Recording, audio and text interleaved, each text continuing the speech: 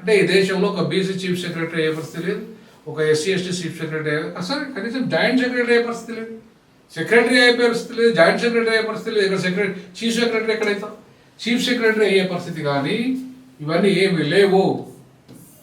So కాబట్టి దేశంలో ఎంత అన్యాయం జరుగుతుందంటే టోటల్ ఇవాళ రాజ్యాంగాన్ని కంప్లీట్గా ఇగ్నోర్ చేసే పరిస్థితి యూపీఎస్సీ అంటే ప్రభుత్వ శాఖల్లోనే ఉంటే ఇక ప్రైవేట్ శాఖల్లో పరిస్థితి ఆలోచించండి ఒకసారి.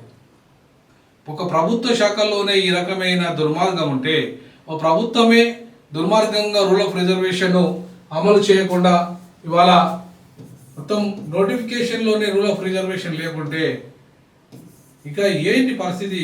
ఈ దేశంలో BJP total anti reservation policy వైపు పోతున్నదా అంటే ఎస్, అవును, ఖచ్చితంగా బీజేపీ యాంటీ రిజర్వేషన్ పాలసీ వైపు పోతుందనడానికి మనకు ఈ ప్రమోషన్స్లో ఇచ్చిన నోటిఫికేషనే కాదు.